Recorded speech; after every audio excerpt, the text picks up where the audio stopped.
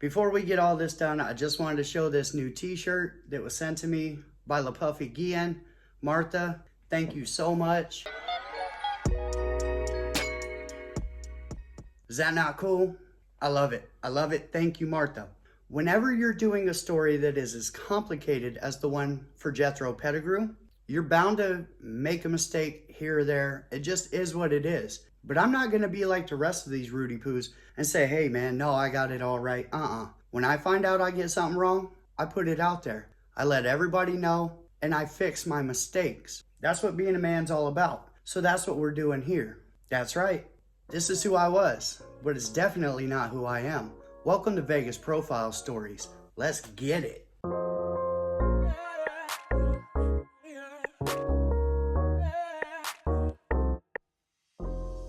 So in the Jethro Pettigrew story, I told you that Mr. 187's house was raided and the cops popped his dogs. I got that wrong. Right off the rip, my mistake.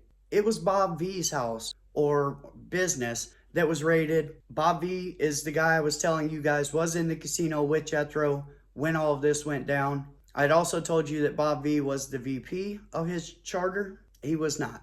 So when the cops raided Bob V's place, he won all of that money. Over $1 million. Immediately, he broke the club off with $250,000. Now, he didn't have to do that. That wasn't their money. They had no claim to it. He did that just being a good brother. He broke the club off with $250,000.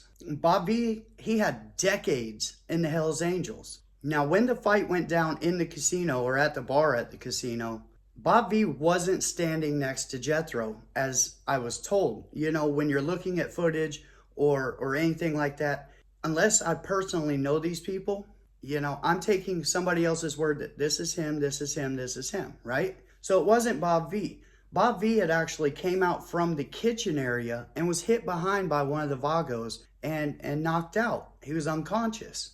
Now, because of this, Bob V was kicked out of the club.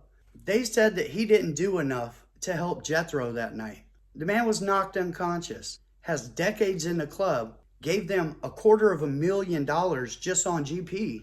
And now he's out because he was blasted from behind and was knocked out when all of this was happening. Then there's Lil Stevie Ruiz. In that story, I call him San Jose Steve, but it gets confusing because Mr. 187 Steve Tossin is also called San Jose Steve. So everybody kind of called him Lil Stevie Ruiz. He was the VP of the San Jose charter when all of this happened. And as I told you guys that his patch was taken, that didn't happen either. Here's what did happen. They had kind of a memorial party the night before Jethro's funeral. Steve Tossin, Mr. 187, approached Lil Stevie Ruiz, said that he wasn't there for Jethro, who is Mr. 187's best friend. And Mr. 187 being who he is, you know, professional boxer. They call him Mr. 187 because twice he has taken somebody to the upper room with just his bare hands. One of those being a one-punch upper room trip.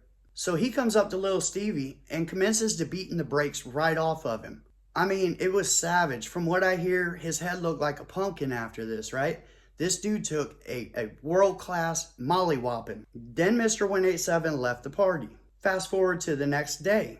At Jethro's gravesite, Mr. 187 sitting on one side of the grave, Lil Stevie Ruiz is sitting on the other side. Mr. 187 then looks across the grave at Lil Stevie Ruiz and says, "What the are you looking at?" Lil Stevie then told Mr. 187, "Hey, I don't want no problems. This ain't the place for it." So after telling Mr. 187 he don't want no trouble, Mr. 187 tells him, "Hey, well, you found it. Do you want to get what you got last night, basically?" Lil Stevie told him, "No, man." Mr. 187 then comes from around the gravesite, grabs little Stevie Ruiz, and he was going to beat the bark right off of him again. Well, Lil Stevie Ruiz, he wasn't having it. He pulled out his banger, put it to Mr. 187's stomach, and pulled.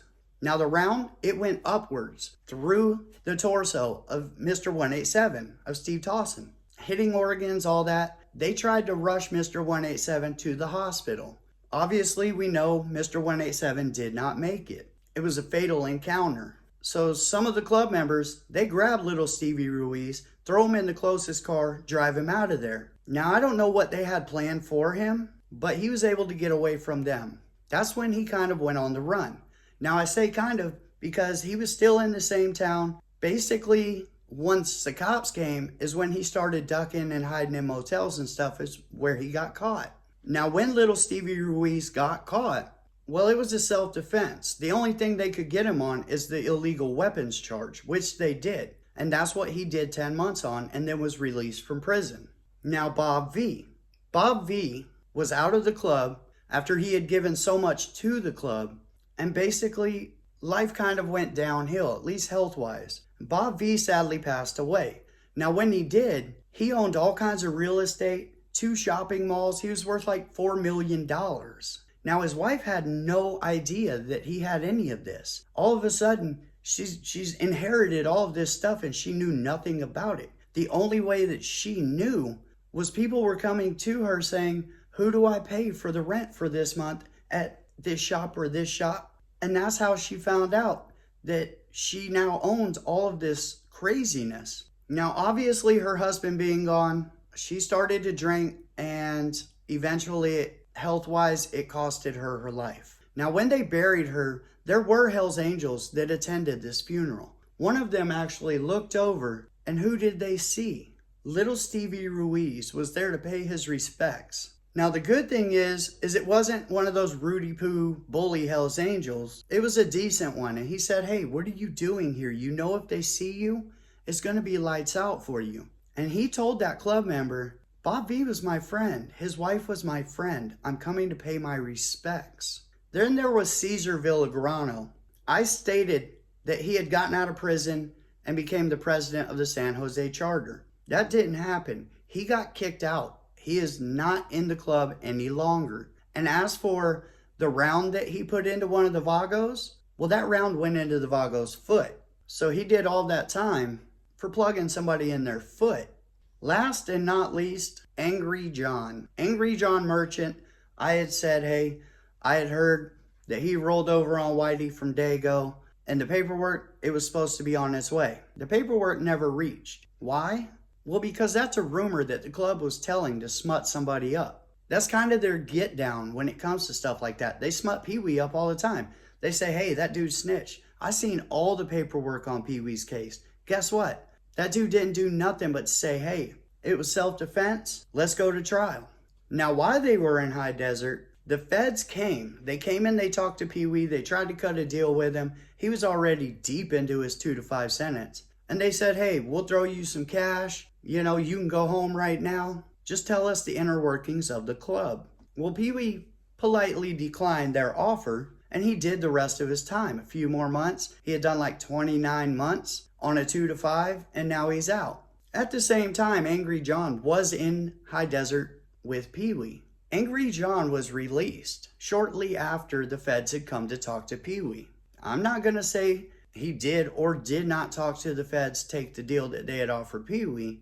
I'm just stating that Angry John, the dude who did the hokey pokey on the Mongols, got out in 18 months. And Pee-wee, the guy who only used his fist, well, he got out in 29 months. We're talking a year difference.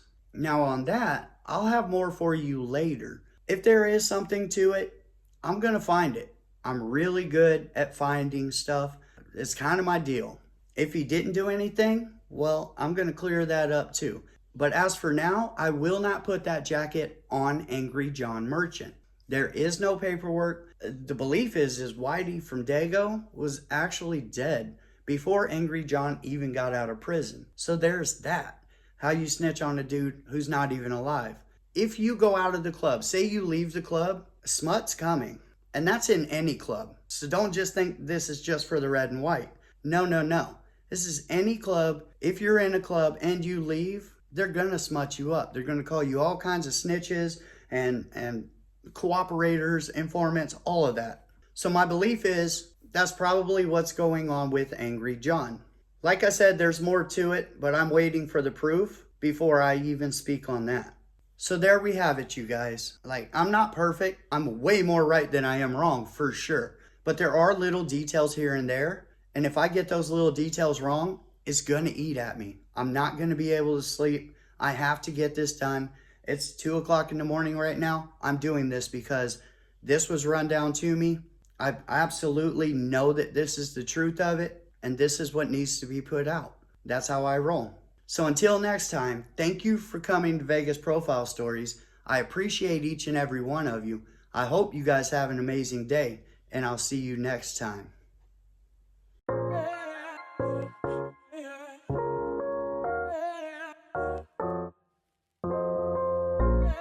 This is who I was, but it's definitely not who I am.